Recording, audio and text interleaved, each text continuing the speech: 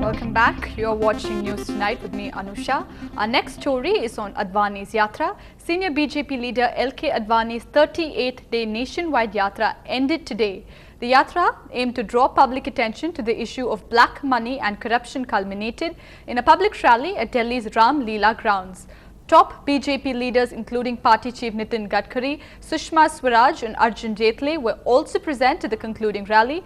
The Yatra kicked off from Bihar and covered 22 states and 5 union territories.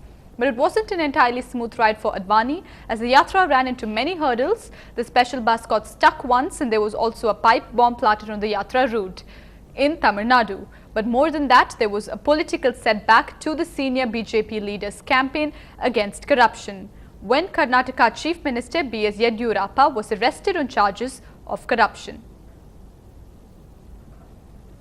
मैं मानता हूं कि अगर देश में आज भ्रष्टाचार है, यह सरकार सबसे अधिक भ्रष्ट सरकार मानी जाती है, तो उसका कारण कानून का अभाव नहीं है, भ्रष्टाचार को रोकने की नीयत का अभाव है. It's a lack of political will. मैं कहना चाहूंगा कि मेरी यात्रा पूरी हुई है, भ्रष्टाचार के खिलाफ जंग पूरी नहीं हुई है. जो कोहरा आज भारत की राजनीति पर छाया हुआ है इस सरकार के भ्रष्टाचार के कारण, वह जाएगा तो जन चेतना से ही जाएगा, और अगर उससे भी नहीं जाता तो फिर इस सत्ता के परिवर्तन से जाएगा, अन्यथा नहीं जाएगा. LK Advani's Yatra has finally ended with a show of strength here at this rally at Ram Leela Maidan, the same place where Anna Hazare sat on fast. It was a show of strength for LK Advani, as it was not only senior BJP leaders who sat here along with Advani, but also leaders of the NDA. Also parties like AIA DMK sent in their representatives to show their support. For the last 40 days, LK Advani travelled for nearly 7,000 kilometers across the country. That's 22 states and 5 union territories. But the Yatra was not without controversy. When it entered Karnataka, at that time, the former BJP chief minister was surrounded with controversy. In fact, Yediyurappa was finally arrested on charges of corruption. When the Yatra went to Madhya Pradesh, at that point there were charges that the local politician paid some journalists to ensure proper coverage for the Yatra. But despite its share of controversies, the Yatra has managed to garner the BJP support. A lot of BJP cadre has been galvanized, but whether it translates into actual votes is something one has to wait and watch. The litmus test, of course, would be the assembly elections, the upcoming assembly elections. The target, of course, is UP. And the final target for the BJP, for the party, would be elections 2014. The Congress has mocked Advani's Yatra, saying that it has reminded people of BJP's corruption and that Advani will never realize his Prime Minister dream. Advani ji को इस बात का शायद एहसास नहीं है, उनकी रथ यात्रा से भारतीय जनता पार्टी के जो भ्रष्टाचार के मामलात हैं वो देश के लोगों के दिमाग में दोबारा ताज़ा हो गए. Right to food is set to be introduced in the Parliament in the winter session next week, but the government still does not know how many and who will benefit. It all began with the Planning Commission's affidavit saying rupees 25 and 32 a day in rural and urban areas respectively are adequate for food, health and education. The affidavit caused a massive outrage, forcing the panel to lift the ceiling. And ever since, files and proposals are doing the rounds of high-profile government offices.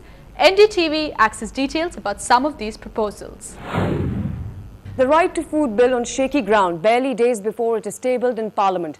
The government still does not know how many and who will benefit. In fact, the Prime Minister will soon be meeting all chief ministers to take stock of the situation. But could this lifting of the ceiling by the Planning Commission be a blessing in disguise? More deserving households, including the transient poor, may now find place in the government scheme and the undeserving kept out, as was the case with the BPL cards. This is what the Gandhis wanted, according to sources in the Planning Commission. So the fresh parameters are automatically excluded. If you pay income tax, earn more than 10,000 rupees a month, you're out. But the controversial parameters are if you own a two-wheeler, a landline phone, or even a refrigerator, you're excluded. Then automatically included. Destitutes, homeless, and primitive tribal groups, among others, would be automatically included. Each household would be eligible for 7 kilos of grain.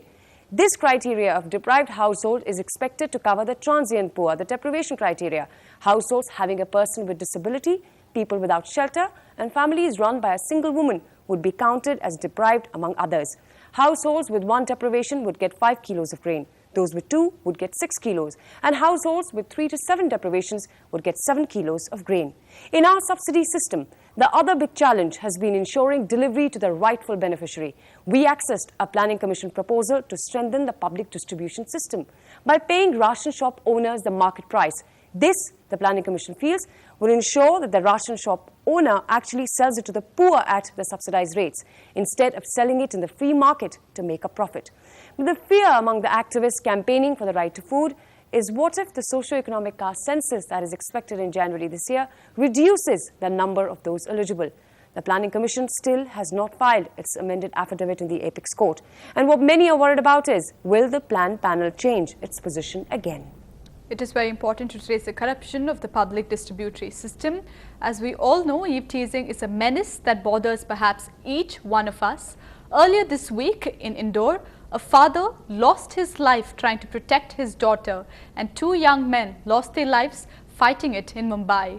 Now, Keenan and Ruben's friends have started a website where eve teasing can be reported. But this campaign will be effective only if law enforcers take these complaints very seriously. हम लोग इंदौर से सावेर उज्जैन जा रहे थे और सावेर से आगे एकदम बाइक वाला आया, उसने मेरा हाथ पकड़ा और मैंने छुड़वाया और हम लोग खड्डे में गिर चुके थे. A routine shopping trip that turned horribly wrong for this young woman. Neetu and her father were on the Indore-Ujjain highway when a biker grabbed her hand. Her father lost control of his bike and they came crashing down. Neetu sustained a fracture and injuries to her face. और मेरे पापा शांत हो चुके उसमें खड्डे में गिरने से, और मैं ऊपर आके हेल्प मांगी मैंने, और हम लोगों को एम्बुलेंस से यहाँ पर पहुँचाया गया. जो एमपी गवर्नमेंट जो बेटियों के साथ जो कर रहा है, पेपरबाजी, पोस्टर में जो पैसा खर्च कर रहे हैं, आज इंदौर शहर में इस बीच में इस बेटी को देखने कोई आज एक नेता भी नहीं आया. The Madhya Pradesh government has promised to look after Neetu's medical expenses, but justice remains elusive. The police are yet to identify the man who grabbed her hand. This incident is a horrific reminder of the Mumbai eve teasing case last month, which took 2 young lives.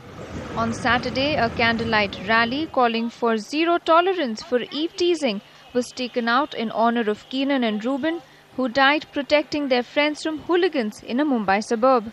A rally that attracted huge support.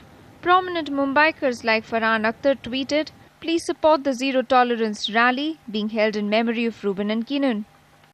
We just want to say that we condemn this attack on this innocent youth who have given their life for their friends.